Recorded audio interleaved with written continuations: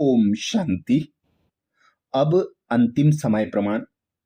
विघ्न व परिस्थितियां आनी ही है। जैसा कि ब्राह्मण जीवन में हमारा चैलेंज है माया जीत प्रकृति जीत विघ्न जीत बनने का, तो बाप दादा कहते विघ्न तो आएंगे। पेपरों के समय पर पेपर में पास होना है, विघ्न जीत बनना है, जिसके लिए बाप दादा ने अनेक सहज युक्तियां बताई, जिसमें से अनेक युक्तियों का मनन इससे पहले वीडियो में हमने किया। अब आगे से बाप दादा कहते मुख्य पुरुषार्थ है अपनी बुद्धि को दिव्य और पावरफुल बनाना, मन को शुद्ध बनाना, बार बार तीसरे नेत्र से देखने का अभ्यास करना, आदि मध्य अंत सोचकर बेहद की दृष्टि रखने का अभ्यास करना, आत्मिक स्थिति अशरीरीपन का अभ्यास और आत्मा आत्मा भाई भाई का अभ्यास पक्का करने की आवश्यकता है। अगली विधि बाप दादा बताते हैं, अपना जीवन शिव बाबा के हवाले कर दें तो शिव बाबा की आवाज कान में गूंजेगी, बच्चे मैं भी तुम्हारा हूं। सर्व समर्पण के लिए स्वयं को ब्रह्म जगत की इच्छाओं तथा प्राप्तियों से हदों से मुक्त रखना अति आवश्यक है। बेहद का वैराग्य और संतोष का धन ही हमें संपन्न बनाता है, बेहद में ले जाता है और क्लियर मन तथा बुद्धि का योग एक बाप से लगा रहता है। इसके लिए विशेष ध्यान रखने की बात यह है कि यदि खुद सारा दिन व्यर्थ में लगे हैं तो समस्याओं से मुक्त कैसे हो सकते हैं। इसलिए व्यर्थ के विस्तार को आज से ही पूर्णतया बिंदु लगाने का दृढ़ संकल्प करके स्वयं को बदलने का निश्चय करना है। साथ ही साथ यह समझें कि सरल चित्त हल्के रहने से समस्याएं भी हल्की पड़ जाती हैं। ऊंची मन स्थिति में रहने से परिस्थिति छोटी हो जाती है। अगली विधि बाप दादा कहते हैं, कभी कभी प्रकृति और अन्य आत्माओं के नकारात्मक वाइब्रेशंस ना चाहते हुए भी मन में नकारात्मक विचार उत्पन्न करा देते हैं।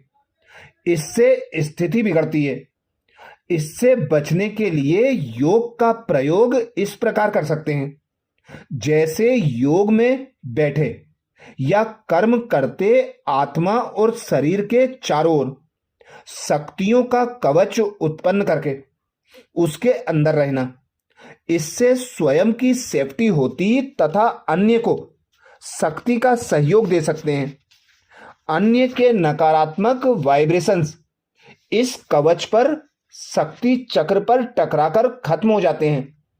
इस प्रकार प्रतिकूल वायुमंडल में भी हमारे संकल्प सकारात्मक एवं शक्तिशाली बने रहते हैं। अगली विधि बाप दादा कहते हैं, कर्मों की गुह्य गति का और ड्रामा का ज्ञान बुद्धि में याद रख त्रिकालदर्शी बन कार्य करना है।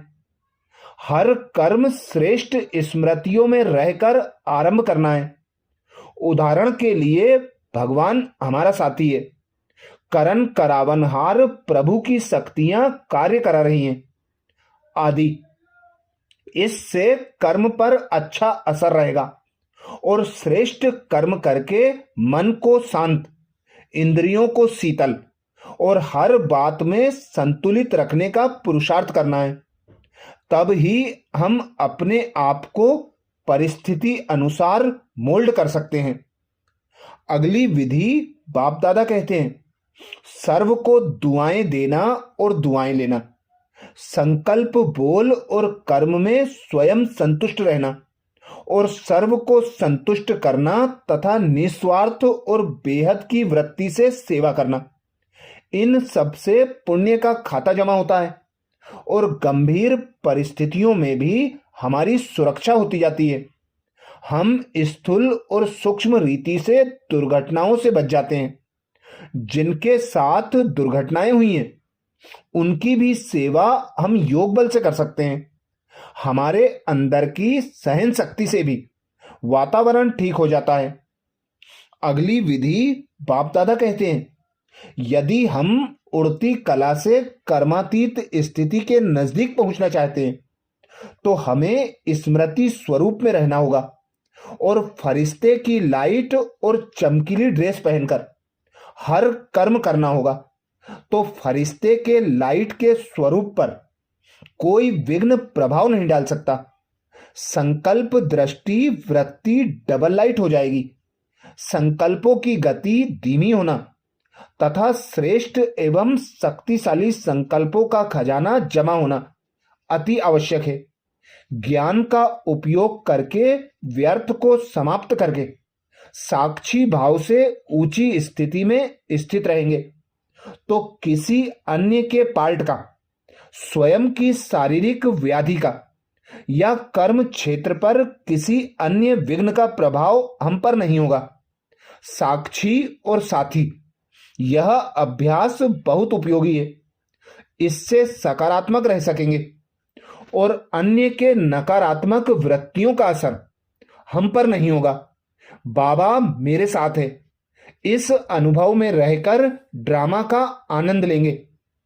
विघ्नहर्ता गणेश की तरह विघ्न विनाशक स्थिति तब बन पाएगी जब अभ्यास लंबे समय का और निरंतर होगा।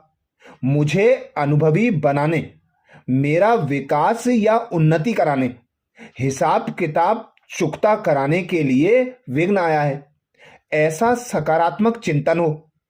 कर्म बंधन को सेवा के बंधन में परिवर्तन कर सर्व से न्यारे और परमात्म प्यारे भाव, यह वरदान हमें बाबा से मिला हुआ है।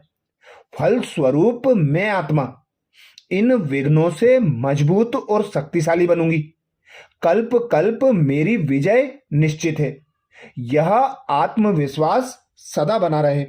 हम प्यार के सागर शिव बाबा का कितना धन्यवाद करें कि बाबा ने हमें इन परिस्थितियों से बाहर आने के सहज और सुंदर उपाय बताकर मन को सदा खुश रखने की कला सिखाई है और जीवन में एक नई क्रांति लाई है। एक सच्चा राजयोगी अशरीरीपन के अभ्यास से, श्रेष्ठ संकल्प से, आत्मिक दृष्टि वृत्ति व्यवहार से तथा ड्रामा के ज्ञान से इन विपदाओं पर निश्चित रूप से विजय प्राप्त करता है। वह योगी विघ्नों को खेल समझकर उनसे खेलता है। विघ्न आए तो भी वह अपनी खुशी व शांति को गवाता नहीं है। खुद की स्थिति ऊंची रखकर बातों को परिवर्तनशील समझते हुए छोटा बना देता है। विघ्नों को शिक्षक समझकर अपने में सुधार लाकर अपने विचार व दृष्टिकोण को महान बनाए रखता है। परिवार में रहते अन्य के विचारों को सम्मान देता है, सहयोग देता है, अभिमान छोड़कर सहन शक्ति से काम लेता है। बीमारी को भी दूर भगाने में राजयोगी ईश्वरीय पराई की धारणा से सफल हो जाता है। तन की, धन की, प्रकृति की या सरकार की ओर से कोई भी परीक्षा आए तो भी परमात्मा की मदद पर अटूट निश्चय की नींव को हिलाने नहीं देता है। एकांत में बैठ अपनी जांच करता है। ज्ञान के महत्वपूर्ण बिंदुओं को अनुभव में उतारता जाता है। इस रीति ईश्वर को अपने व्यक्तित्व से वह विघ्न विनाशक बन प्रत्यक्ष करता है। अच्छा, ऐसे ही और विशेष बाप दादा के अव्यक्त महावाक्यों का मनन चिंतन करने के लिए बाबा के चैनल को सब्सक्राइब करें। वीडियो को सभी बीके भाई बहनों को शेयर करने की सेवा जरूर करें। ओम शांति।